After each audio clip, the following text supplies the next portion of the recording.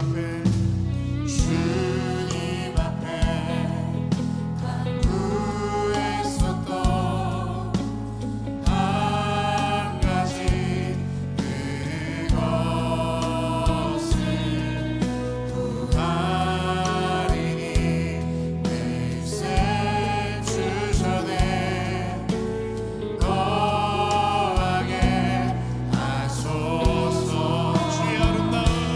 주의 아름다움 그 바라보면서 내가 주님 전에서 주 찬양하리라. 주의 아름다움 그 바라보면서 내가 주님 전에서 주 찬양하리라. 다시 한번 주님 앞에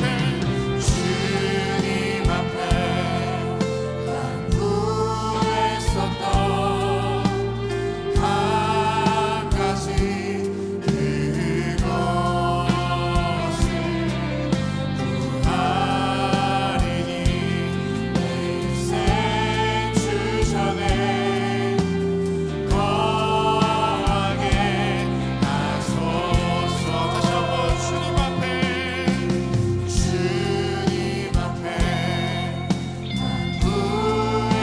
간구했었던 한 가지 이것이 우리의 믿음의 고백이요 우리의 간절한 기도의 제목인 것을 고백하며 나아갑시다.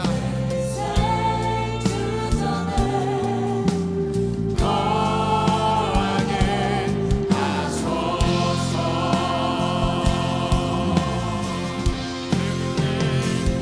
결국 내 주님과 함께 사는 것 나의 영원한 소원.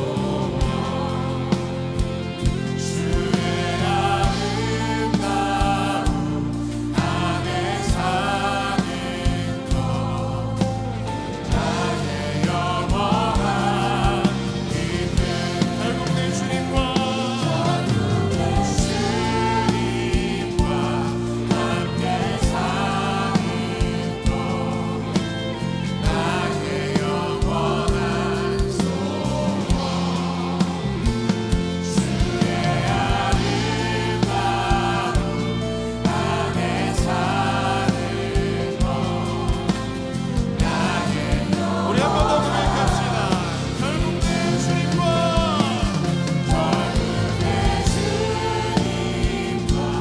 함께 사는 것 나의 영원한 소원. 주의 아름다움 안에 사는 것 나의 영원한 기쁨.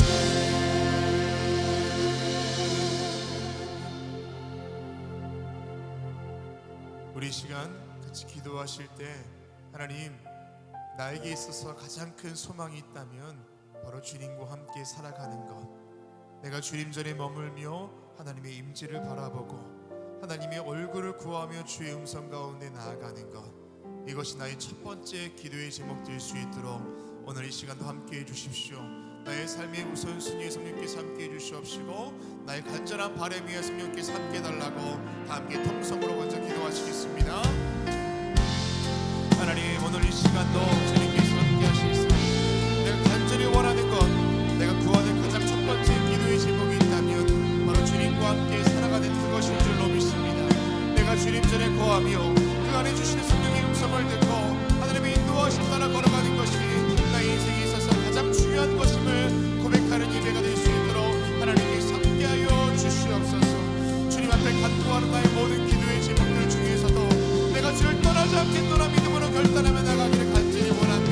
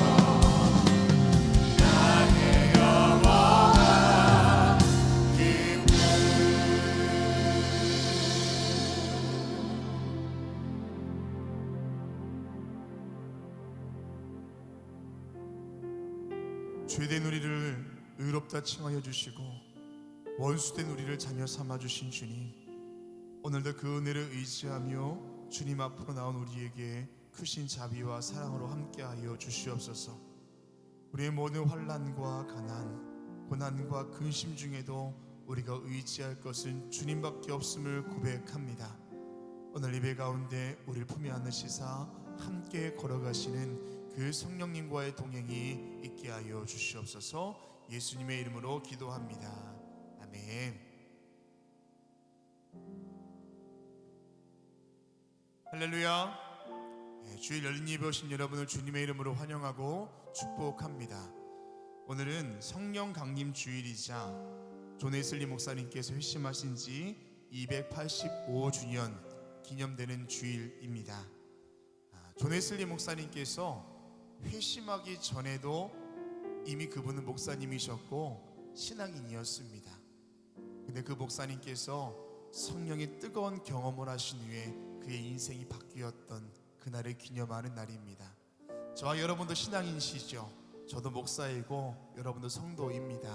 근데 중요한 것은 뭐냐 하면 늘 일상 가운데서도 평범하게 살아가는 것이 아니라 성령의 충만함을 받고 내가 다시 한번 회심을 꿈꿀 수 있는 것, 새롭게 결단하고 변화할 수 있는 그 믿음이 있는 것, 오늘 예배 가운데 하나님께서 그 은혜 주실 줄로 믿습니다. 우리 옆에 있는 분과 이렇게 인사 나눠보겠습니다. 성령 충만합시다 라고 인사하겠습니다. 성령 충만합시다. 성령 충만합시다. 성령 충만하십시오. 우리 모두 자리에서 일어나셔서 사도신경을 통하여 저와 여러분의 한 신앙을 고백하겠습니다.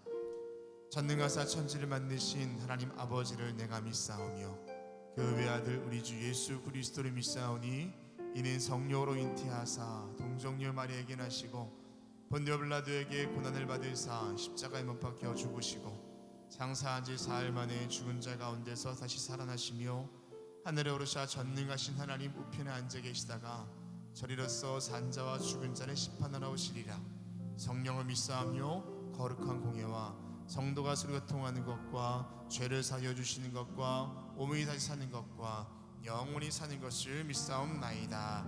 아멘. 우리 주님께 뜨겁게 박수하며 예배하겠습니다.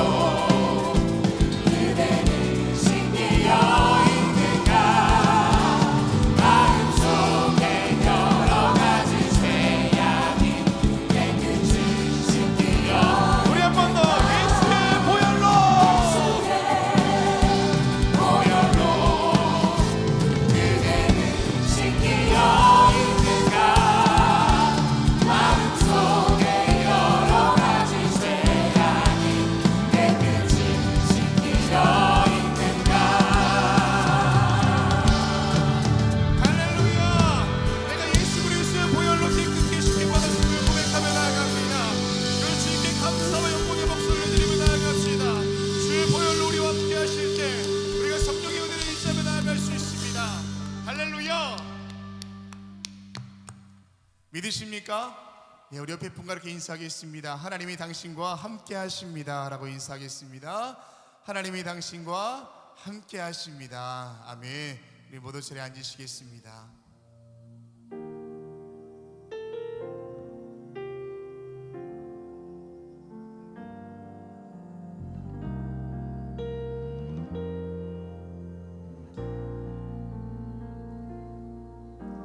주님, 내가 광야 가운데 나가 설 수 있는 것은 바로 그곳에 내 주 예수님께서 계시기 때문임을. 때로 나의 목이 마르고 눈물 흘러내릴 때도 주의 약속이 나여 두 손을 들고 주의 영광 선포하리. 나의 오름이 광야에서 멈춘다 하여도 주가 거기에 계심으로 마지막 걸음도 예배하리. 그곳이 광야이든 푸른 초장이든 주가 거기 계심으로 주로 인해 시작된 나의 항해는 믿음으로 예배하길로. 우리 다 함께 고백해 보겠습니다. 주님, 내가 광야 가운데 나가 설 수 있는 것은 바로 그곳에 내 주 예수님께서 계시기 때문임을.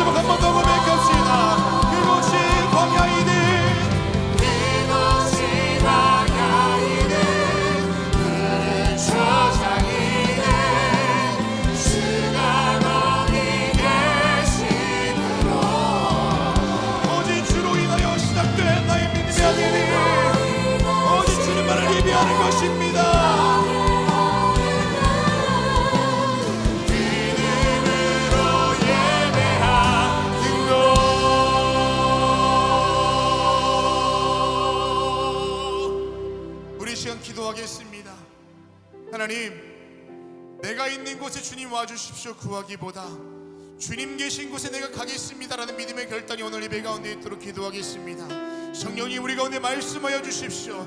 나를 이끌어 주십시오. 나를 강권하여 주십시오. 우리 손을 높이 들고 우리 주님의 이름 세 번 부르시고 다 함께 통성으로 기도하겠습니다. 주여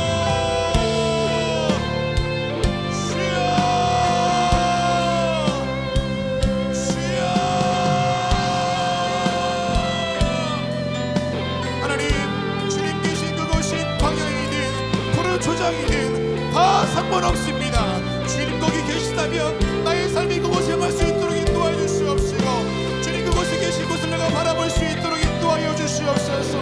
내 가던 길을 돌이킬 수 있는 믿음의 결단이 있게 해주시옵시고 나의 삶이 거하는 모든 삶의 현장들을 옮겨놓을 수 있는 믿음 결단이 있도록 주님께서 함께하여 주시옵소서. 성령 하나님 우리 가운데 함께 하실 때에 그 길을 돌이키사 주님께로 세우실 줄로 믿습니다. 하나님 오늘 이 시간도 함께 해주시옵시고 내가 그 뜻 순종하며 걸어가기를 간절히 원하오니 우리 가운데 말씀하여 주시옵소서. 내가 민감하게 주의 말씀하시면 귀를 기울일 수 있도록 인도하여 주시옵시고 그 성령 하나님의 인도하심 따라 걸어갈 수 있도록 주여 도와주시옵소서. 내 모든 생각과 내 모든 계획과 소망을 다 십자가 앞에 내려놓습니다.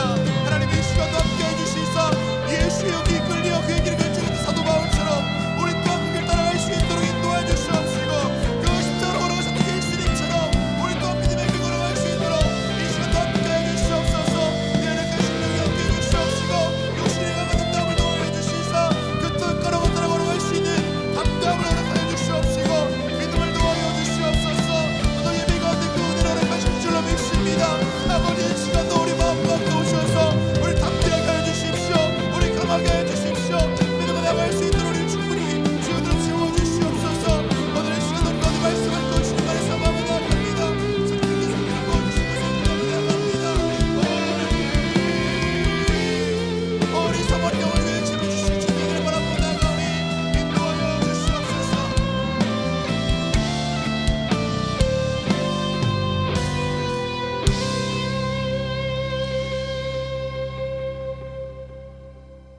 우리 한 가지만 더 중보하며 기도하겠습니다. 열방을 위해서 기도하실 때 아직도 주의 사랑과 은혜가 미치지 않은 곳에 하나님께서 함께 하셔서 성령 하나님의 인도하심이 모든 열방 가운데 임할 수 있도록 기도하시고 특별히 우리 교회를 위해서 기도하실 때 내일 있을 잠비아 봉헌 예배를 위해서 기도하시는데 하나님 그 아프리카 땅에 광림 미션 센터를 세워주셨사오니 하나님께서 함께 하시사 그 대륙을 변화시킬 주님의 귀한 장소로 사용하여 주시고 모든 일정 가운데 함께 달라고 기도하시고 특별히 우리 교회가 호렙산을 준비하고 있습니다. 하나님께서 함께 하셔서 준비하는 모든 시간부터 영적으로 무장될 수 있도록 함께 하여 주십시오. 우리 열방을 위해서 우리 교회를 위해서 다시 한번 통성으로 기도하겠습니다. 하나님 주님께서 함께 하시사 전세계 모든 열방 가운데 주의 은혜가 흘러갈 수 있도록 인도하여 주시옵소서.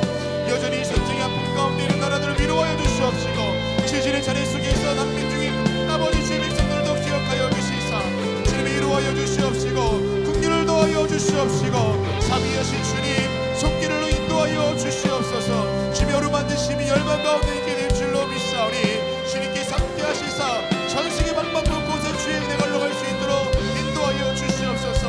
우리 교회를 통하여 저 아프리카 땅 잠비아에 주의 교회를 세우시게 하셨사오니 아버지 들어주는 모든 순간들마다 함께해 주시옵시고 주의 삶을 감당할 수 있는 귀한 교회 될 수 있도록 인도하시며 우리 선교사들 될 수 있도록 하나님께서 함께하여 주시옵소서. 모든 일정 가운데 주님께 동행하여 주시옵시고 우리 교회를 통해 일하실 것 주님의 영광 나타날 수 있도록 인도하여 주시옵소서. 오늘 이 시간도 예배 가운데 함께해 주시사 성령 충만함을 함께해 주시옵시고 특별히 오랜만을 준비하며 기다리고 있사오니 영적으로 무장되어서 그 은혜를 바라볼 수 있도록 인도하여 주시옵소서. 오늘 이 시간도 주님 우리 마음 가운데 함께 해주시사 뜨겁게 찾아오시는 그 주님의 음성 가운데 있기를 간절히 원합니다. 이 시간 우리 마음을 두드려 주시옵시고 그 성령 충만함의 은혜가 오늘 예배 곳곳만 있게 해주시옵시고 성령의 모든 성들 가운데 있도록 인도하여 주시옵소서. 오늘 이 시간 주님께서 함께 하실 것을 믿습니다.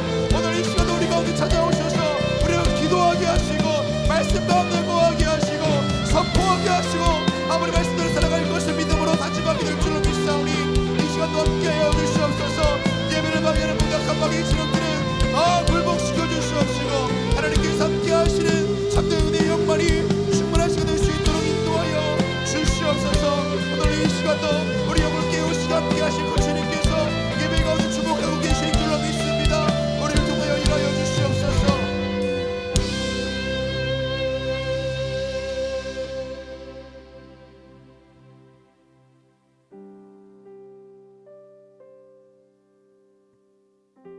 선하시고 자비하신 주님, 오늘도 주님의 임재가 있는 이곳으로 우리의 몸과 마음이 오게 하심에 감사를 드립니다. 성령 충만하여 마음을 뜨거워지는 역사가 오늘 예배 가운데 있게 하여 주시옵소서. 주름을 들었던 삶을 정결케 하여 주시고 십자가 은혜로만 살길 원하오니 우리 가운데 함께하여 주시옵소서. 이 나라와 열방 가운데 주님의 은혜를 더하여 주사 참된 평안과 안정이 있게 하여 주시고 하늘의 절대 주권이 열방 가운데 있도록 인도하여 주시옵소서. 우리 교회를 통하여 잠비아의 미션센터를 봉헌케 해주심에 감사를 드립니다. 아프리카 대륙의 복음화를 위해 귀하게 쓰임받는 거룩한 장소 되게 하여 주시고 내일 있을 봉헌 예배 위에도 성령께서 함께하여 주시옵소서. 체육대회를 통해 주신 은혜가 포레보로 이어지게 하여 주사 광림에 속한 모든 성도가 영적 성장의 축복을 누리게 하여 주시옵소서. 오늘도 살아있는 주의 말씀 듣기를 원합니다. 우리의 심령에 말씀의 단비를 허락하여 주시고 전하시는 목사님과 듣는 우리 모두가 같은 성령 가운데 거하게 하여 주시옵소서. 우리와 함께 하시는 예수 그리스도의 이름으로 기도합니다. 아멘. 오늘 성경 말씀은 사도행전 1장 4절에서 8절까지입니다.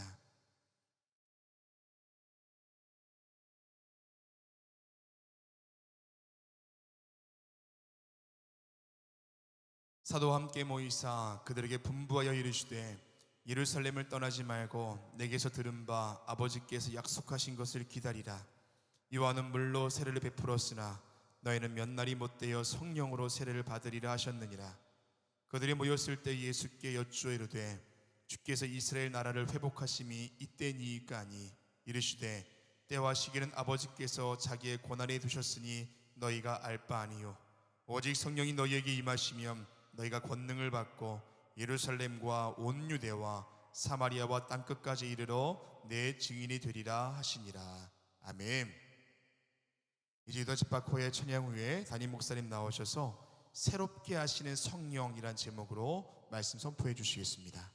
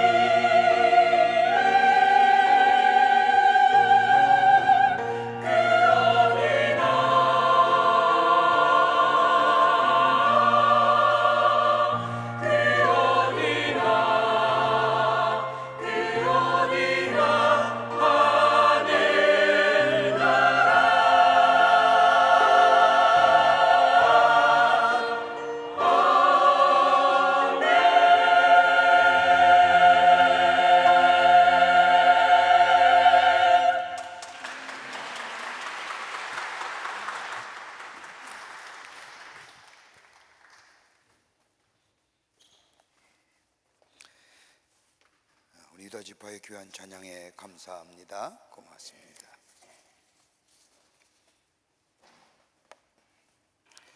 오래전에 미국 오레곤주의 포틀랜드라는 곳을 방문한 적이 있습니다. 아직도 기억이 생생한 것이 하나 있는데 바닷가에 수많은 연어떼들이 모여있는 장면이었습니다. 3년 전에 조그만 연어로 부화되어 태평양의 넓은 바다로 나가 있다가 큰 연어가 되어 고향으로 돌아오는 겁니다. 얼마나 많은 연어떼들이 모였는지 한마디로 장관이었습니다. 특히 인상 깊었던 것은 그 많은 연어떼들이 폭포 위의 연못에서 태어났기에 연못으로 가기 위하여 세찬 물줄기를 거슬러 올라가는 겁니다. 폭포를 넘어서 연못으로 가기 위하여 폭포 밑에 물려든 연어떼들, 번쩍이며 물을 휘젓는데 물보다 연어가 많은 것 같습니다. 사람들이 연어를 잡는데 낚싯대로 잡는 것이 아니라 칼쿠리 같은 것을 가지고 걸어 올립니다. 칼쿠리를 던져 가지고 당기면 연어에 아무데나 걸려서 올라오는 겁니다. 비록 물고기지만 폭포를 거슬러 올라가려는 모습은 제게는 참으로 인상적이었습니다. 이걸 가리켜 뭐라고 얘기하냐면 본능이라고 얘기합니다. 누가 가르친 것도 아니고 그렇다고 해서 누가 연못으로 끌어올리는 것도 아닙니다. 아무것도 안 보이지만 거기에는 무서운 힘이 작용하고 있습니다. 우리가 자연을 바라볼 때에 자연 그대로 바라보지만 그러나 자연은 자연대로 나름의 법칙이 있습니다. 우리의 눈에는 그저 내쳐진 하나의 돌멩이로 비칠지는 모르지만 그 속에는 인력이라는 것이 있습니다.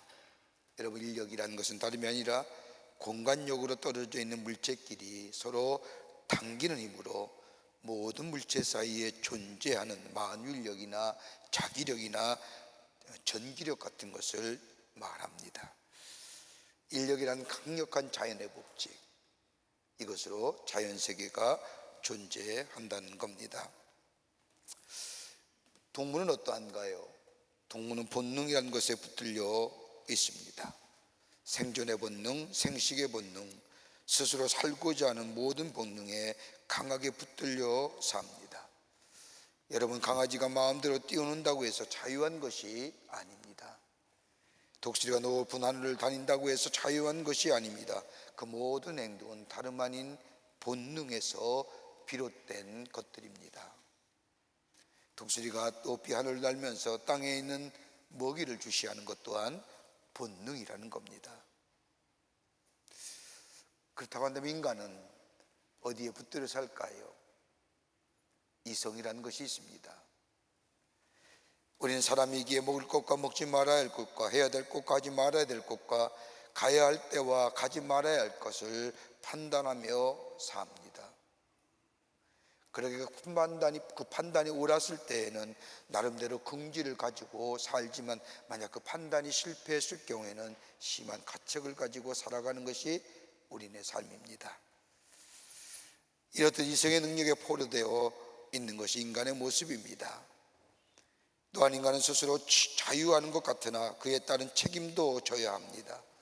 도덕적으로 자기 인격에 대한 책임을 지면서 가장 합리적인 길을 따라가야 하는 것이 바로 이성에 붙들려 사는 존재, 인간의 모습입니다.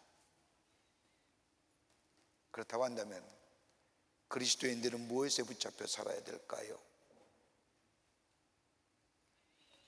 다름 아닌 성령에 매여 사는 사람을 그리스도인이라 할 것입니다. 여러분, 사람의 마음속에는 선과 악의 대립과 더불어 성령과 육체의 대립이 있다고 성경은 우리에게 말씀합니다.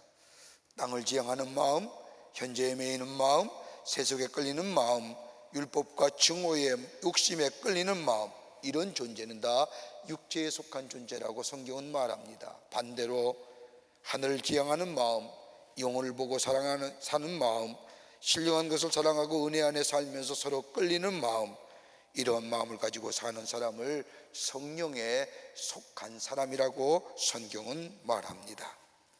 그러게 그리스도인의 삶은 예수 믿어 구원받고 예수가 나의 삶의 주인 되심을 고백할 때에 하나님의 거룩한 영이 내 안에 임하여 나의 삶을 이끌어가는 삶이 그리스도인의 삶이라 정의할 수 있을 겁니다.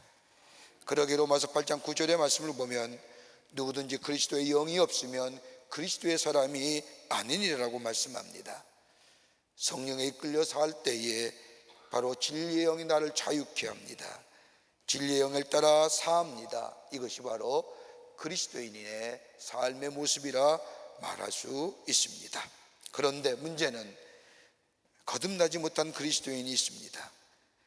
이러한 사람은 과학적으로 생각하며 이것이 옳고, 신앙적으로 생각하면 저것이 옳다고 이성적 지식과 신앙적 판단 사이에 갈등하는 사람을 말합니다. 거듭나지 못한 사람입니다. 그럼 쉽게 얘기할까요? 자기 편의대로 이성적 판단으로 살기도 하고 신앙적 판단으로 살기도 하고, 때로는 신앙적 판단을 내릴 때 이성적 판단을 가지고 결정하기도 하고, 때로는 이성적 판단을 내릴 때에 신앙적 판단을 가지고 결정하며 사는, 혼동하며 사는 사람들. 그런데 그 이성이 거듭나게 되면 성경에 안 믿어지는 것도 다 믿어지게 됩니다. 합리적인 이해가 됩니다. 여러분, 모세가 홍해를 육지같이 건넜다는 말씀도 거듭나기 전에는 어떻게 홍해를 육지같이 건널 수 있어, 무슨 같지 않은 이야기 하는 거라고 했던 사람도 성령을 통하여 거듭난 역사를 경험하게 되면 하나님께서 창조주인데 그까짓 것이 무슨 문제가 되겠느냐라고 하면서 믿어지게 됩니다. 예수님이 부활하셨다는 얘기를 들을 때에 거듭나기 전에는 무슨 뚱딴 같은 이야기야, 어떻게 죽은 사람이 다시 살아날 수 있다는 말이야 라고 이야기하던 사람이 성령을 통하여 거듭남을 경험하게 되면 하나님의 역사인데 그러서야지 라고 당연하게 받아들입니다. 우리가 사도행전을 말할 때 여러 가지 말로 사도행전을 이야기합니다.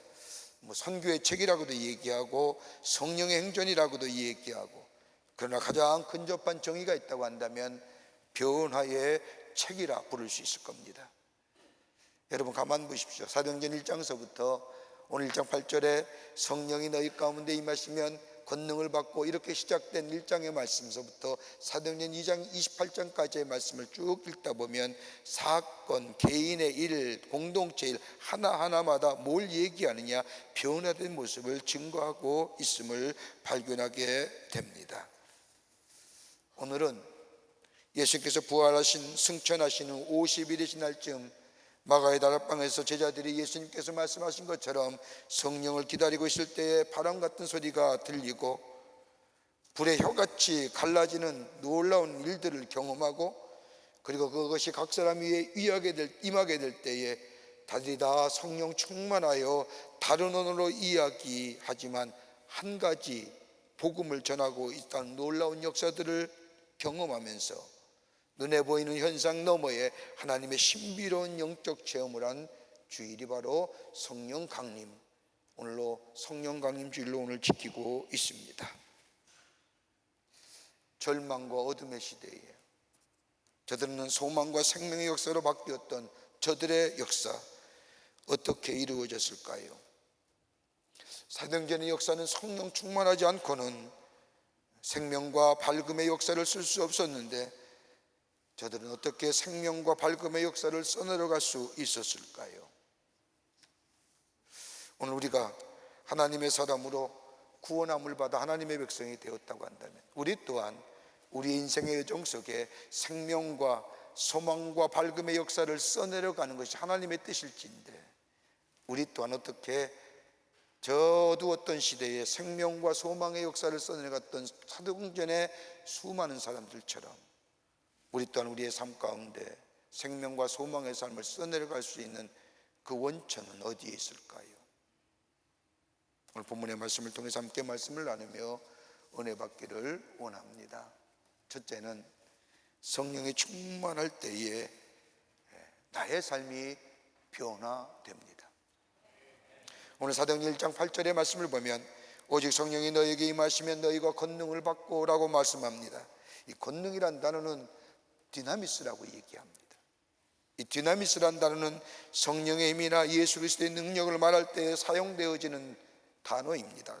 하나님으로부터 내려오는 병고침의 능력, 귀신을 제어하며 원수를 넘어서는 능력을 말할 때 디나미스라고 하는 단어를 쓰는데, 이 디나미스란 단어가 바울에 와서는 어떻게 쓰여졌느냐? 하나님으로부터 오는 인격적인 힘, 구원을 가져다주는 능력으로 묘사합니다. 우리 하나님께서 우리에게 권능을 주셨다는 겁니다. 바울이 에베소서의 말씀을 기록한 말씀을 보면 주님께서 우리에게 사탄의 권세를 제압할 능력을 주셨습니다. 세상의 풍조를 분별할 수 있는 능력도 주셨습니다. 더 나아가 우리의 마음과 욕망과 생각을 따라가는 것이 아니라 하나님의 말씀을 따라가는 힘을 우리에게 주셨습니다. 그런데 문제는 뭐냐면 우리의 심령이 부패되어 있기에, 우리의 마음이 부패되어 있기에, 우리 안에 일어난 것 가운데 선한 것이 없기에, 그러게 우리의 생각을 따라가게 되면 망하게 된다는 겁니다. 더 나아가 우리가 우리 안에 저항할 아무런 힘이 없기에 저 사단의 권세, 세상의 풍조, 우리 마음속에 불쑥불이 일어나는 마음의 욕망과 마음의 욕심들, 따라갈 수밖에 없는 우리들의 삶의 모습, 그러나 하나님의 역사, 하나님의 능력을 힘입게 되면 사단의 권세를 대적할 수 있습니다. 세상의 풍조를 거슬러 올라갈 수 있는 지혜를 얻게 됩니다. 내 마음과 내 생각대로 따라가는 것이 아니라 생명의 길, 소망의 길을 따라가는 새로운 삶의 변화가 일어난다는 겁니다. 여러분, 이렇게 될 때 우리의 삶에 어떤 변화가 일어날까요?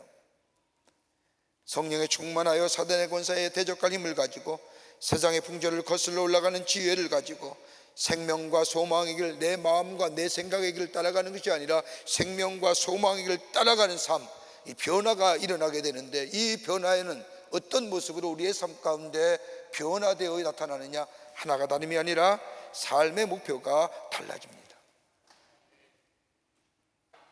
바르게 복되게 살아가는 삶의 목표로 바뀌어집니다. 두 번째 있다고 한다면 삶을 임하는 자세가 바뀌어집니다. 늘 냉소적이고 부정적이고 그리고 삶에 대하여 비관적인 삶을 살았던 삶이 성령이 임하여 거듭남의 역사를 경험하며 성령을 따라 살게 될 때에 생명과 소망의 길을 걸어가는데, 그 생명과 소망의 길에 구체적으로 우리의 삶 가운데 드러나는 것은 뭐냐? 우리의 삶의 자세가 달라진다는 겁니다. 내가 할 수 있다? 이렇게 내가 할 수 있다고 내 스스로가 되뇌긴다 해서 될 수 있는 것이 아니라 하나님의 능력이, 위로부터 내리는 하나님의 권능의 힘이 나의 삶을 지배하게 될 때에 사단의 권세를 이기고 내 삶 속에 아무리 부정적이고 염세적이고 비판적인 일을 당한다 할지라도 그걸 넘어설 수 있는 삶을 대하는 자세가 달라진다는 겁니다. 또 하나 있다고 한다면 인생의 기준이 달라집니다. 물질적이고 육적인 것에서 정신적인 영적인 것으로의 삶의 기준이 옮겨진다는 겁니다. 현상만 바라보던 사람이 본질을 바라보게 된다는 겁니다. 돈이면 최고요, 물질이면 최고요, 그것도 모자라서 건강과 미모에 대한 관심을 많았던 사람들이 정말 내 삶 속에 의미 있고 가치 있는 인생이 무엇인가, 성령이 내 안에 임하게 되면 다시 한번 생각하게 되고, 그리고 바르고 복되게 사는 삶이 무엇인가 다시 한번 깊게 생각하면서 이것이 중요하다고 느끼면서 육체적이고 물질적인 것에서 머물러 있는 것이 아니라 영적이고 정신적인 삶으로 우리의 시선이 옮겨져 간다는 겁니다. 내 영혼이 풍성한 삶은 어떻게 살아야 할까? 내 정신이 풍성한 생명적 삶을 살려고 하면 어떻게 하는 건가? 현상 너머에 있는 본질을 보게 만든다는 겁니다. 얼마나 가치 있는 인생일까요? 여러분, 모세 보십시오.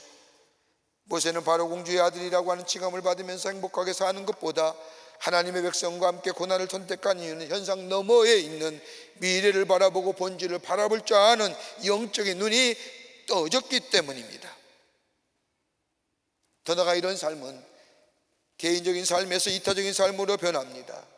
다른 사람에 대하여 같이 아파하고 같이 슬퍼하는 국률의 삶으로 살아가게 됩니다. 다른 사람이 기뻐할 일 있으면 함께 기뻐합니다. 다른 사람의 잘됨에 대해서 시기와 질투하는 것이 아니라 함께 기뻐할 줄 아는 삶의 시선이 달라지는 겁니다. 오늘 예수님의 제자들 보십시오. 저들에게는 꿈과 비전이 있었습니다. 오늘 본문의 말씀을 보면 제자들이 예수님께 묻지 않습니까? 이 나라의 회복됨이 어느 때입니까? 라고 예수님께 묻습니다. 이 질문의 의미가 뭘까요? 예수님이 죽음에서 부활하셨습니다. 사망의 권세를 이기시고 3일 만에 말씀하신 대로 부활하시어 제자들에게 나타났습니다. 제자들 앞에 서신 이 예수님 볼 때에 제자들의 마음이 어땠을까요? 십자가에 달려 돌아가실 때는 덧없이, 아무런 뜻 없이 실망과 좌절을 가져던 예수님의 십자가의 죽음이었지만, 예수님의 말씀대로 3일 만에 부활하시어 제자들 앞에 섰을 때에 그 제자들의 예수님을 바라보는 모습이 어떻을까요? 경이로움 그 자체 아닙니까?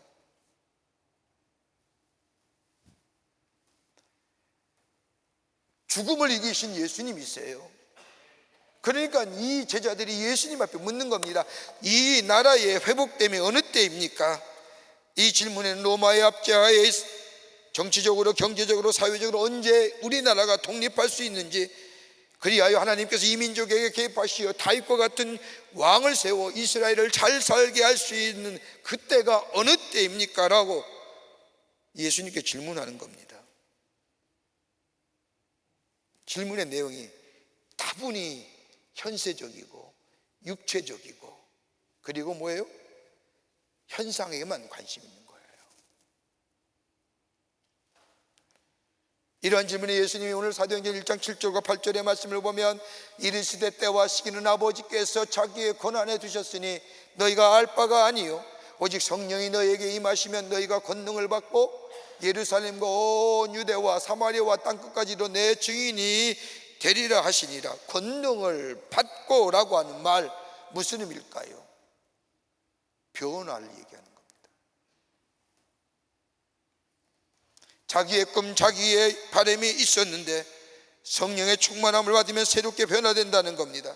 자기의 꿈이 하나님의 비전으로 바뀌어되고 자기의 삶의 기준과 방향과 목적이 바뀌어진다는 겁니다. 그러기에 거기를 목격했던 예수의 제자 가운데 빌립은 사도행전 8장의 말씀을 보면 뭐라고 얘기합니까? 빌립이 하나님의 나라와 및 예수 그리스도의 이름에 관하여 전도함을 그들이 믿고 남녀가 다 세례를 받으니라. 여러분, 바울은 어떨까요? 바울은 로마에 가기를 원했습니다. 바울은 로마에 가서 하나님의 말씀을 전하기를 원했는데, 사도행전 28장 31절의 말씀을 보면 바울이 하나님의 나라를 전파하며 예수 그리스도에 관한 모든 것을 담대히 가침없이 가르치니라.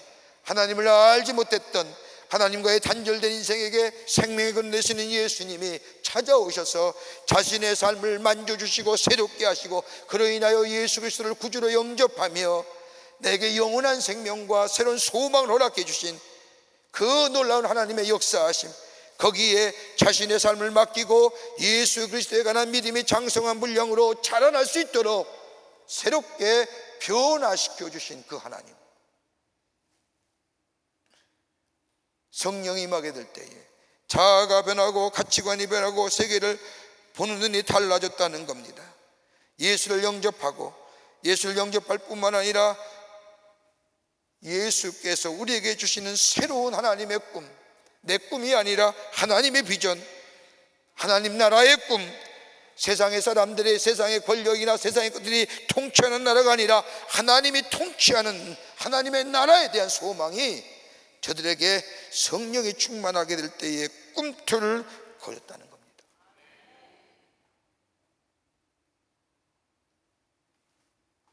지금 우리가 사는 세상은 어떠하지요? 세상 풍조가 요동치고 있지 않습니까? 타락한 인간의 본성이 요동치는 세상 가운데 우리가 삽니다. 옛날만 해도 교회가 세상에 선한 영향을 미쳤습니다.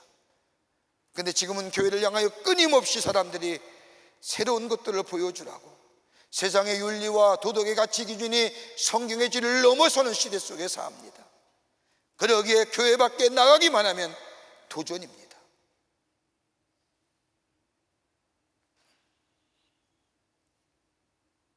세상의 풍조가 요동치고 타락한 인간의 본성이 요동치는 이 세상, 그러기에 내 삶이 어느덧 사단이 들어와 나를 조종합니다.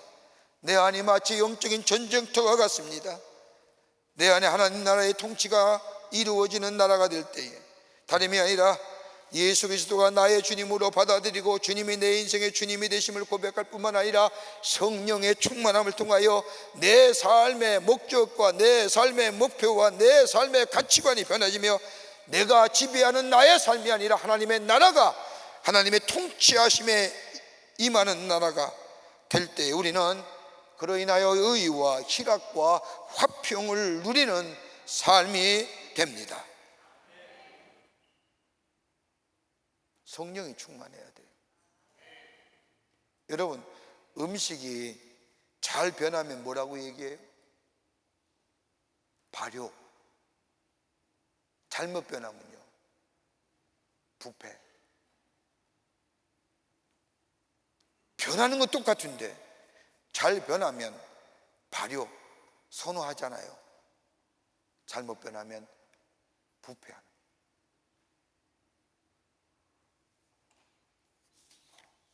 성령이 우리 안에 들어와 충만케 하시는 은혜가 있을 때에 우리의 삶은 변화됩니다. 하나님의 통치하시는 하나님의 나라가 임하게 되며 그 안에 우리에게 주신 희락과 화평과 의로움이 넘쳐나는 하나님 나라의 백성의 삶, 그 안에 생명과 소망을 누리며 살아가는 하나님 나라의 복된 백성의 삶으로 살아가게 됩니다. 두 번째는 성령의 충만하면 증인된 삶으로 살아갑니다. 사도행전 1장 8절의 말씀을 보면 오직 성령이 너희에게 임하시면 너희가 권능을 받고 예루살렘과 온 유대와 사마리아와 땅끝까지로 내 증인이 되리라 하십니다. 여러분, 예수님이 이 땅에 오셔서 복음을 전할 때에 예수님을 따르는 제자들은 예수님에 대한 기대감이 컸습니다.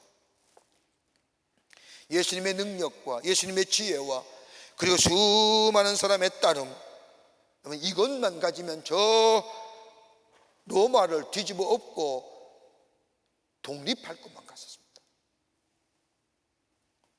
로마의 군대를 다 몰아내고 다시금 다윗의 왕국을 건설하면 얼마나 좋을까 하는 기대감을 가지고 이 제자들은 예수님을 따랐습니다. 그 예수님을 구원해 준 메시아로 본 것이 아니라 정치적인 메시아, 경제적인 메시아로 바라보았다는 겁니다. 그러던 와중에 예수님이 십자가에 덧없이 돌아가셨습니다.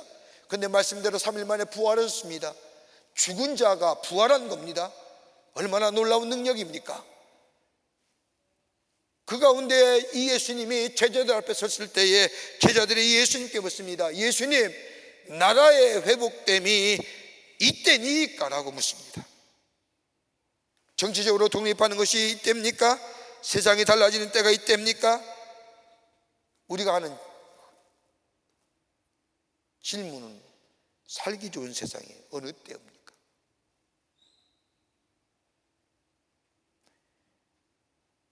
내가 이렇게 어렵고 힘든데, 내가 속한 공동체가 이렇게 힘들고 어려운데 내가 정말로 살기 좋은 때가 어느 때 오는 겁니까? 물어볼 만 하잖아요. 아니, 죽음을 이기신 분 예수님이세요. 이러한 제자들의 질문에 예수님이 그것은 너희가 알 바가 아니요 너희가 성령을 받으면 권능을 얻고 내 증인이 되리라. 세상이 언제 달라질 겁니까? 세상이 달라지는 거 분명합니까? 그때가 언제입니까? 라고 하는 이 제자들의 질문에 예수님은 너희가 그것은 알 바가 아니요 오직 내가 달라질 것이 있는데 그건 다름이 아니라 성령이 너희에게 임하면 너희 자신이 달라지고 그 다음에 단계가 뭐예요? 증인이 될 것이다 라고 얘기합니다. 증인이 되리라고 말합니다. 여러분, 증인이 된다라는 거와 증인이 되라는 거와 증인이 되리라고 하는 것은 엄청난 차이가 있습니다. 되리라고 하는 것은 이제 성령이 임하면 너희가 성령의 차원에서 하나님의 차원에서 하나님의 나라를 위하여 쓰임받게 될 것이라고 하는 말씀입니다. 그러나 되라는 말은 다른 겁니다. 우리에게 요구하는 겁니다.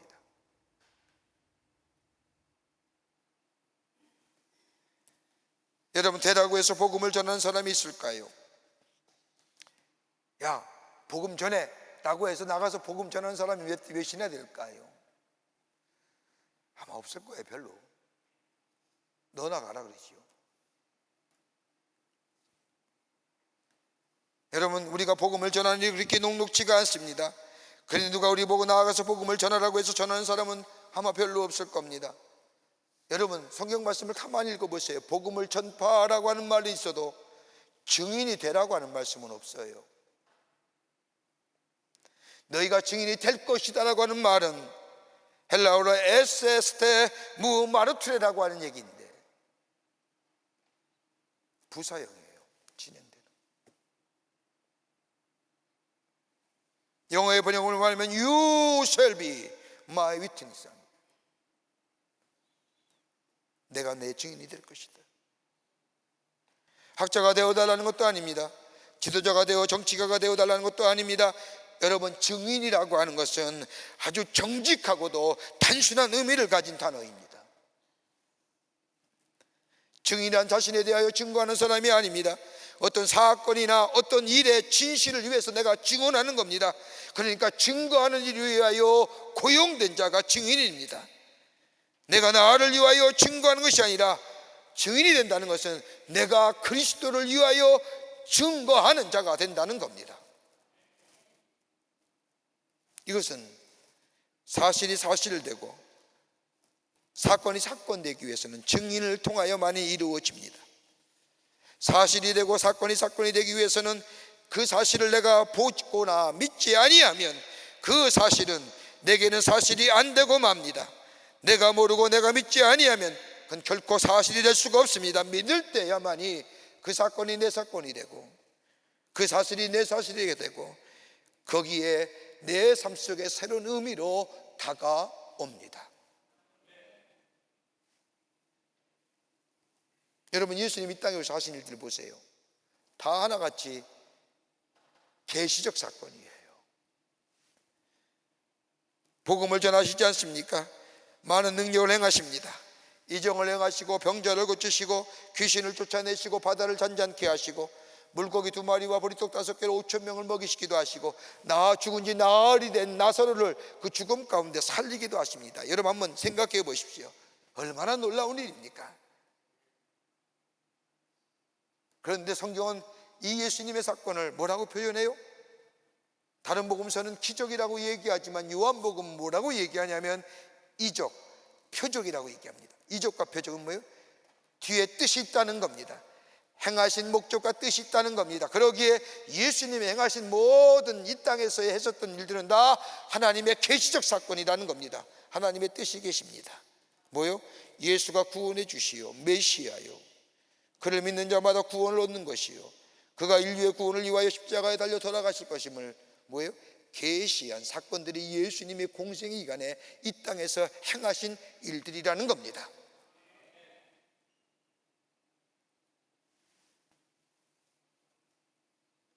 그러기에 부활하신 주님이 제자들 앞에 나타나서 뭐라고 얘기합니까? 내 뜻, 내가 무엇을 원했고 무엇을 했는지 너희가 증거하라고 말씀합니다. 그런데 제자들은 이 말씀이 무슨 말씀인지 이해가 되지 않습니다. 그런데 사도행전 2장 1절에 성령의 바람같이 임하고 강한 바람 같은 소리가 있어 그들이 와 앉은 온 집에 가득하며 마치 불의 혀같처럼 갈라지는 것들이 그들에게 보이고 각 사람 위에 하나씩 임하였더니 저들이 각 나라의 말로 방언하게 될 때 그 방언의 내용은 다 하나같이 하나님의 나라의 말씀을 전하는 복음을 전하게 될 때 이 성령의 충만한 역사를 경험하고 난 뒤에 아하, 그렇구나라고 깨닫는 거예요. 성령의 역사하기 전에는 뭘 얘기하는지 무엇을 말하라고 하는지 알지 못했지만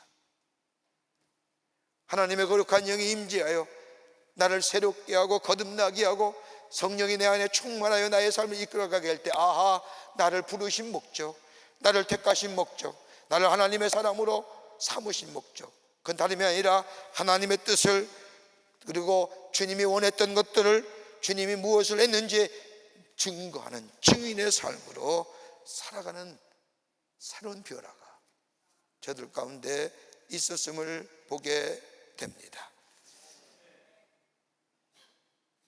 여러분, 예수 믿고 예수가 나의 삶의 구원의 짐을 고백할 뿐만 아니라 그 깨끗한 심령 위에 성령이 임하게 되면 내 생활이 달라지고 세계관이 달라지고 가치관이 달라지고 변화된 나의 인격, 그리고 그것을 통해서 내가 나가서 복음을 전하지 않는다 할지라도 내 달라진 가치와 내 달라진 세계관과 내 삶의 태도를 보면서 그 자체가 예수 그리스도의 증인된 삶으로 살아가게 한다는 겁니다. 그러니까 거듭나지 않으면 내가 내 속에 증인될 수가 없는 거예요.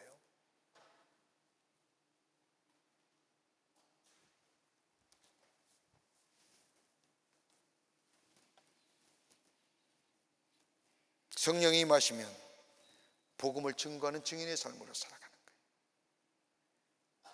변했어? 어째 변했대? 예수 믿고 변했대. 그것이 증인 아니에요? 어떻게 걔가 그런데 예수 믿고 달라졌대? 증인이 아닐까요? 넌 아직도 예수 믿냐? 이거 문제가 되지 않겠어요? 변화가 없다는 거죠.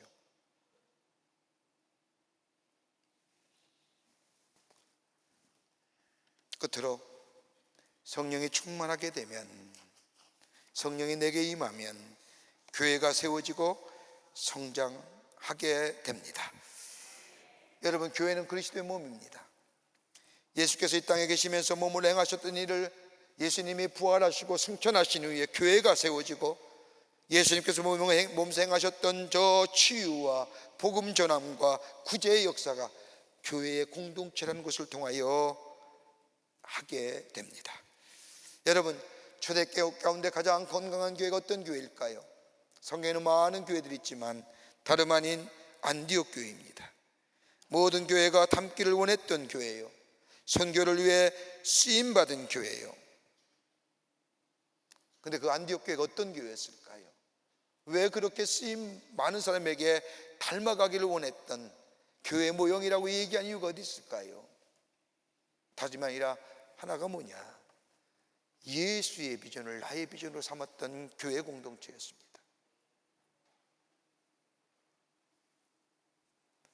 사도행전 1장 8절의 말씀을 보면 예루살렘과 온 유대와 사마리아와 땅끝까지로 내 증인이 되리라 하시니라. 여러분, 이 예수의 말씀을 이 안디옥 교회 성도들은 자신의 비전으로 삼았다는 겁니다. 여러분 한번 생각해 보십시오. 오늘 1장 말씀을 예수님이 하실 그때의 상황을 생각해 보면 성령의 충만함을 받기 전이에요. 2장의 말씀에 와서 성령이 충만해지잖아요.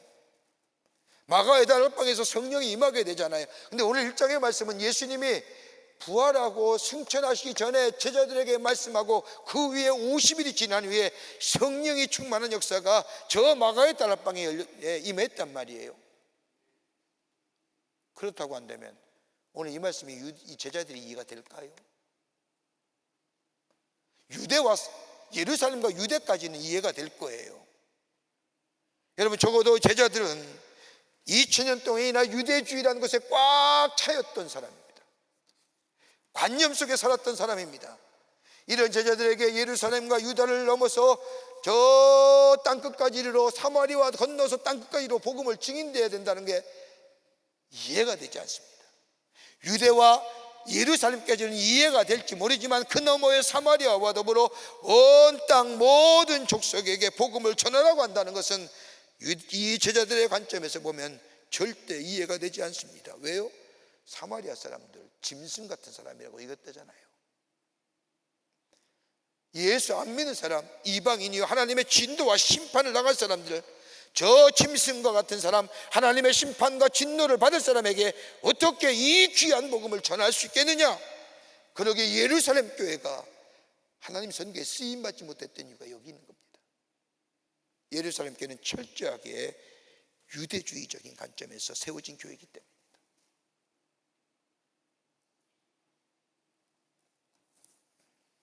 안디옥 교회는 예수의 비전이 나의 비전으로 삼고 온 유대와 사마리아와 땅끝까지로 복음의 증인된, 그래서 이방인을 위한 선교의 교회가 바로 안디옥 교회입니다. 예수의 비전은요 제한적인 게 아니거든요. 또 하나 있다고 한다면 안디옥 교회는 금식하며 주를 섬겼다고 성경은 말합니다. 여러분, 섬긴다는 게 원어의 뜻을 보면 예배한다는 뜻입니다. 생명을 금식한다는 게 뭐게 생명 거는 거예요. 금식하며 주를 섬겼다고 한다는 것은 생명 걸고 예배했다는 겁니다. 안디옥 교회 성도들은 박해를 피하여 도망갈 때에도 예배를 포기하지 않았습니다. 아무리 힘든 일이 있어도 예배를 포기하지 않았습니다. 예배는 하나님을 향한 인간의 가장 가치 있는 행위입니다. 전도와 선교는 우리가 육체의 생명이 있는 이 땅에서 우리가 지속돼야 할 일이지만은 예배는 저 하나님 나라에 가서도 계속돼야 할 것이 예배입니다. 그러기에 안디옥 교회 성도들은 어딜 가나 뭘 포기하지 않아요? 무슨 일이 있어도 예배를 포기하지 않습니다.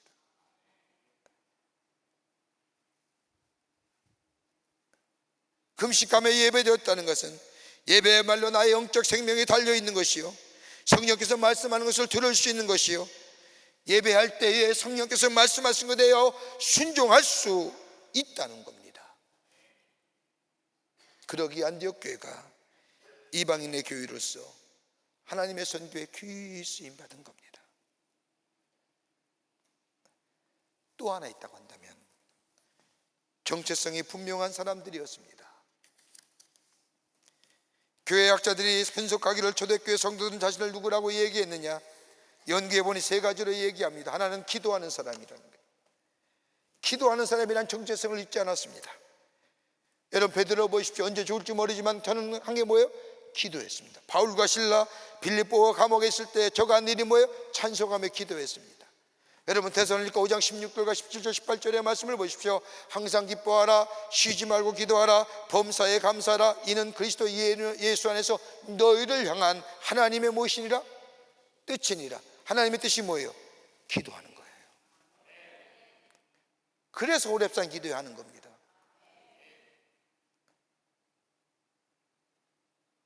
초대교회 성도는 기도하라는 사람이란 정체성을 잊지 않았습니다. 또 하나 있다고 한다면 우리는 그리스도의 종이란 정체성을 잊지 않았습니다. 우리의 주인은 예수 그리스도이십니다. 주님이 말씀하신 대로 따라 행합니다. 우리는 그의 둘로스 종입니다.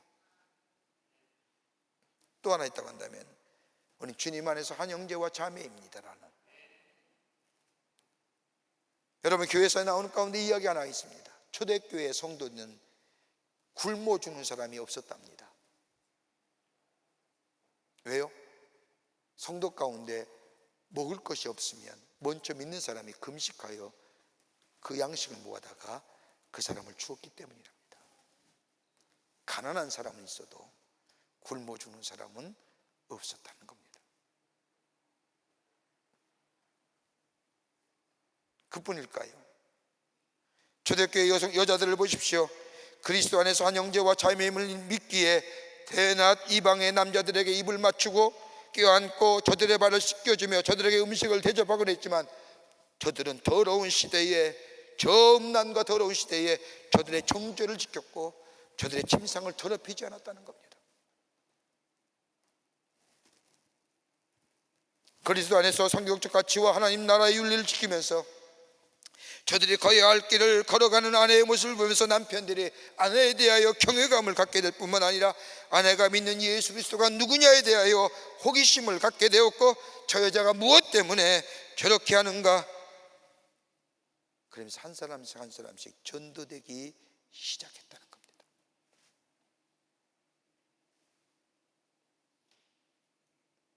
또 하나의 특징이 있다면 우리에게 절망이 없다는 겁니다. 참 소망을 가지고 살았다는 겁니다. 예수 믿는 이유 때문에 짐승의 먹잇감이 되고 화형을 당하면서도 좌절하거나 절망하지 않았다는 겁니다. 저 박해를 피하여 저 지하의 동굴인 카타콤에서 살면서, 카타콤에서 태어나 일평생을 한 번도 햇빛을 바라보지 못하고 어둠 가운데 그래서 죽는 한이 있어도, 저들은 컴컴하게 살다가 죽는 이 있어도 낙심하지 않았다는 겁니다. 왜요? 소망이 있기에. 썩어지지 아니할 소망, 살아있는 소망이 저들 가운데 있었기 때문입니다. 그러기에 사람들은 이들에게 거류민이요 나그네라 불렀습니다. 여러분, 거류민과 나그네는 다름이 아니라 이 땅의 기준보다 저 하늘나라의 삶의 기준고 가지고 살아가는 사람이기에 나그네요 거류민이라고 부르는 겁니다. 그 삶 자체가 뭐요? 증거가 된 겁니다. 예수 믿는다고 떠드는 것도 아닙니다. 저들의 삶에 살아가는 방식이 사람들에게 도전을 주고 새로움을 주고 영향을 주었습니다. 그렇게 영향력이 확산되어 갈 쯤에 313년에 콘스탄티노플가 뭐예요? 콘스탄티노플에서 로마의 기독교는 기독교라고 외친 겁니다.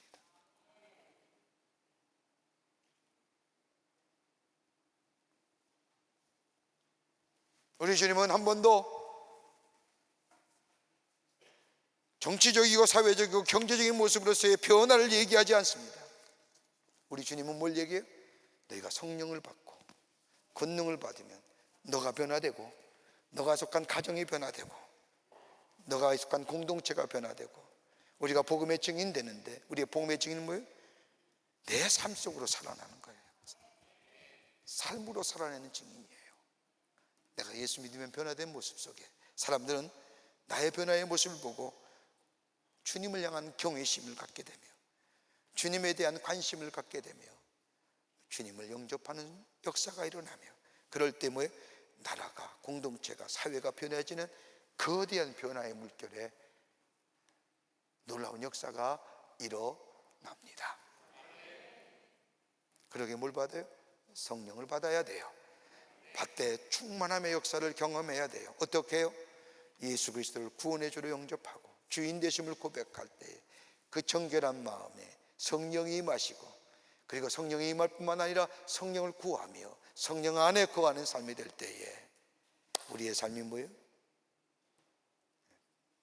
변화되고 증인되고, 내 공동체가 달라지고, 아내가 남편에게, 남편은 아내에게, 부모는 자녀에게 정말 하나님이 통치하시는 하나님 나라의 가정이 이루어지며, 그것이 점점 확산되어 갈 때에 이 땅에 새로운 변화, 새로운 역사, 하나님이 통치하시는 하나님의 나라가 임하는 역사가 있게 됩니다. 그러게 성령 받으라는 겁니다. 성령을 구하라라고 말씀하십니다. 이 놀라운 은혜가 여러분과 저 가운데 있어지기를 주의 이름으로 축원합니다. 하나님 감사합니다. 저희들 주께서 사랑해 주셔서 하나님의 백성 삼으심에 감사합니다. 늘 주의 은혜에 감사할 뿐만 아니라 성령이 충만하게 하셔서 하나님의 영에 이끌림 받는 삶대에 내 자신이 변화되고, 내 공동체가, 내 가정이 변화되고, 그리고 그로 인하여 나를 통한 증인된 삶을 통하여 예수 그리스도가 증거되어 많은 사람들이 예수께 돌아오는 역사, 그래서 새롭게 되시는 하나님의 나라, 하나님이 통치하시는 나라가 이 땅에 임하는데 쓰임받는 저희들 되게 하여 주시옵소서. 이것이 복된 길이요, 이것이 생명의 길이요, 이것이 소망의 길인 줄 믿습니다. 성령이여 도우시옵소서, 이끌어 주시옵소서. 예수님의 이름으로 기도하옵나이다. 아멘. 오늘 우리에게 처음 나오신 분이 계십니다. 호명할 때 앞으로 나와주시면 중심으로 환영하겠습니다. 3층에 계시면 3층 앞으로 나와주시기 바랍니다. 이목주원사님 인도하신 김성환님, 네. 앞으로 나와주시면 중심으로 환영하겠습니다. 등록카드 내지 않았지만 오늘 처음 나오신 분이 계시면 환영하겠습니다. 네, 축복합니다. 너는 그리스도의 향기라, 너는 그리스도의 편지라, 하나님 앞에서 그리스도의 향기니 너를 통해 생명이 흘러가리, 너를 통해 생명이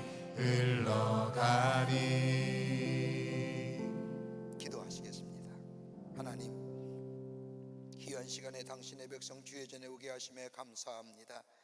저의 이름을 하늘나라의 생명케 기록해 주시고 구원과 영생의 소망 가운데 이 땅에서 주님과 늘 동행하며 주의 주신 놀라운 축복과 은혜를 경험하며 하나님을 증거하는 당신의 거룩한 백성의 삶으로 삼아 주시옵소서. 예수님의 이름으로 기도하옵나이다. 아멘. 뒤돌아실까요? 뒤돌아서실까요? 여러분께 박수로 환영하시지요.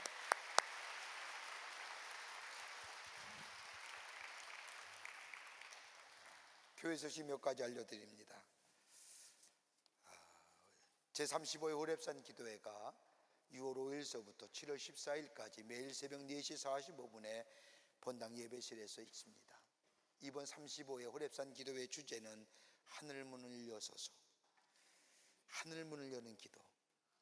여러분, 하늘의 문을 연다고 한다면 주님께서 우리에게 말씀하신 것처럼 땅에서 매면 하늘에서도 매일 것이요 땅에서 풀면 하늘에서도 풀릴 것이라고 하는 말씀처럼 하늘문을 여는 기도의 귀한 자리 여러분 기억하시고 6월 5일서부터 7월 14일까지 있는 이 호렙산 기도에 다 함께 올라오셔서 나라, 교회, 여러분의 가정, 자녀들, 여러분의 문제들 놓고 기도함으로 하늘의 문을 열어 하늘의 응답을 경험하는 이번 호렙산 기도회가 되기를 간절히 바랍니다. 잊지 마시고요. 잠비아 광림 미션센터의 입당 봉헌 예배 및 잠비안 광림신학교 개교식이 현지 시간으로 5월 29일 월요일에 있습니다. 우리가 아프리카의 검은 대륙 위에 하나님 나라의 복음을 전하려고 하는데 하나님께서 우리에게 특별한 기회를 주셔서 가장 중앙부에 있는 잠비아라고 하는 나라의 선교센터를 짓게 하셨습니다. 완공이 돼서 내일 봉헌 예배 드립니다. 여러분, 저 아프리카나 저 남아메리카의 가장 큰 문제가 뭐냐면 저들의 믿는 토속적인 신앙과 기독교가 혼용되어서 이상한 사이비 같은 종교가 나오는 겁니다. 그래서 바른 신학, 바른 성경의 가르침이 저들에게 필요할 뿐만 아니라 저들의 교육을 통해서 저들의 생각과 저들의 가치관과 세계관을 좀 바꾸어서 지금 일어나는 사회적 현상을 좀 발전시키고 개조시키는, 변화시키는 그런 계기를 갖고자 합니다. 하나님이 하시는 일이겠지만 하나님이 저들에게 마음을 주셔서 그 일을 하게 했는데 내일 봉헌 예배 드립니다. 현재로는 우리 신학교에 공부하겠다는 학생이, 등록한 학생이, 신청한 학생이 무려 19명입니다. 여러분 기도해 주셔서 아프리카 땅에 복음의 역사가 일어나 많은 사람들에게 예수가 생명 되심을, 예수가 진리가 되심을 전하는 잠비아 선교센터가 되기를 위해서 여러분 많이 기도해 주시기를 바랍니다. 존 웨슬레 회심 285주년 기념 전시회가 지금 본당 로비에서 있습니다. 우리 감리교회 시조가 되는 웨슬레 목사님입니다. 1738년 5월 24일 8시 45분에 저 영국의 올드스게이트라고 하는 지금의 구시까지의 그 길을 걸어가던 이 웨슬레 목사님, 아침에 성공의 원래 사제였기 때문에 아침에 올라가 기도하는 가운데 하나님의 말씀을 받긴 받았는데 도무지 그 말씀이 무엇인가 알지 못할 그때에 작은 집에 교회당에서 말씀의 집회가 있음을 보고 들어가서 앉자마자 로마서의 주석을 들으면서 그가 성령을 받고 새롭게 변화됩니다. 그리고 노예와 그리고 알코올과 산업혁명의 그 혼란 가운데 있는 무질서의 영국을 이 요한 웨슬레 목사님이 복음을 전함으로 새롭게 합니다. 그 회심이 이번 주간입니다. 그래서 밑에 웨슬레 목사님의 여러 가지 많은 전시를 합니다. 그 가운데 우리가 특징 있는 것이 우리 교회에만 있는 것이 두 가지가 있습니다. 세계적으로 세계에 없는 것, 우리나라에 우리 교회만 있는 겁니다. 하나는 뭐냐면 웨슬레 목사님의 데스 마스크입니다. 죽을 때에, 돌아가실 때에 돌아가신 후에 마스크를 떴습니다. 얼굴을. 세계에 딱 3개 있는데 하나는 지금 영국의 웨슬레 채플에 있고요, 또 하나는 저희 교회가 갖고 있습니다. 하나는 저들이 얘기를 안 해줘서 어디 있는지 모릅니다. 근데 3개 가운데 하나가 우리 교회에 있습니다. 또 하나 있다고 한다면 그때에 헌금하지 않습니까? 우리 예배 때. 지금은 이제 헌금 주머니에 넣지만 옛날에는 헌금 접시가 있었습니다. 접시에다 헌금하는데 뭐로 만들었냐면 탄피로 펴서 만든 헌금 접시가 아래 전시되어 있습니다. 여러분, 옛날에는요, 지금처럼 지폐가 없는 시대이기 때문에 동전을 헌금을 할 때 동전의 무게와 소리를 듣고 저 사람은 얼마 했구나 알 수 있었답니다. 보세요, 생각해보면 1페니 같은 경우는 소리가 가벼우니까 짧게 날 거 아니에요. 띵, 이제 1페니 냈어. 무게가 좀 무게 있게 소리가 울리면 저건 좀 돈 많이 냈구나. 그런 용도로 쓰인 건 아니지만 탄피를 가지고 헌금 접시를 만들어서 돌렸던, 그때 쓰던 헌금함이 저희 교회 보내주셔서 밑에서 전시하고 있습니다. 그리고 예술래 목사님의 스테이터스 동상 있죠? 작은 동상을 만들었는데 그 1800년대에 만든 겁니다. 한쪽 발이 떨어져 나갔는데 세 가지의 가장, 그리고 웨슬레 목사님이 쓰던 찬송가, 찰스 웨슬레가 쓰던 찬송가, 성경 이런 것들이 전시해 있으니까 여러분 한 번씩 보시고 그때는 이런 거 사용했구나, 이렇게 믿음을 지켰구나 한번 보시면서 새롭게 도전을 받으시는 기회 되시기를 바랍니다. 6월달 예배 안내는 7선교구와 8선교구에서 봉사해 주시겠습니다. 오늘 강남미아는 18교구의 김효숙 권사님 가정에서 자녀들과 함께 이양호 장로님을 추모하며 장식해 주셨습니다. 선교구와 교구 소식, 선교회 모임들 보시고 다 참여해 주시기를 바랍니다. 결혼하실 가정이 있습니다. 축하해 주시고요. 지난 한 주간에 어려움을 당한 가정들이 많이 계십니다. 하늘의 소망으로 위로해 주시되, 특별히 이재식 장로님의 부인 되시는 우리 공경자 권사님께서 하나님의 부르심을 받아서 하나님 나라에 가셨습니다. 만나실 때에 위로하여 주시기를 바랍니다. 그 밖에 박스공원의 광고들 여러분 보시고 관심과 기도와 참여를 부탁드리고요. 호랩산 기도회 버스 운행 시간표 나와 있습니다. 여러분 확인하셔서 호랩산 기도회에 오실 때 이용에 착오 없으시기를 바랍니다. 이제 하나님 앞에 봉헌하겠습니다.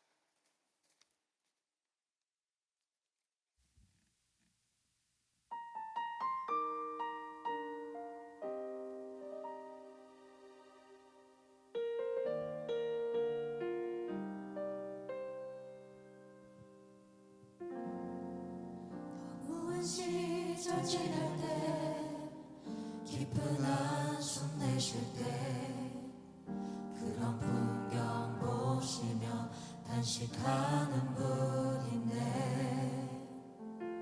고와 같이 너희를 버려두지 않으리 내가 너희와 영원히 함께하리라.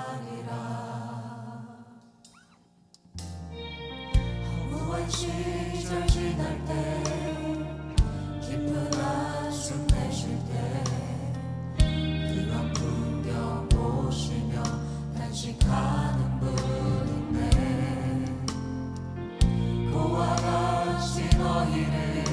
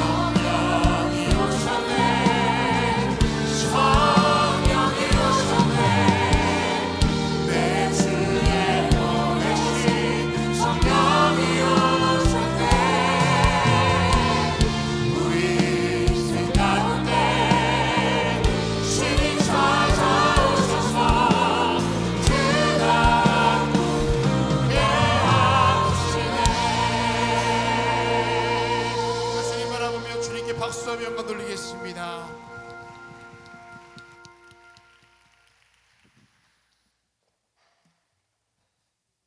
거룩한 주의 날, 저희들의 걸음을 하나님의 귀한 전에 오게 하여 주시고 우리의 마음과 정성을 모아 하나님 앞에 예배하게 하심에 감사합니다. 예배하며 주를 찬송하며 주의 은혜가 너무너무 커서 저희들의 귀한 정성 성별하여 주님 앞에 드립니다.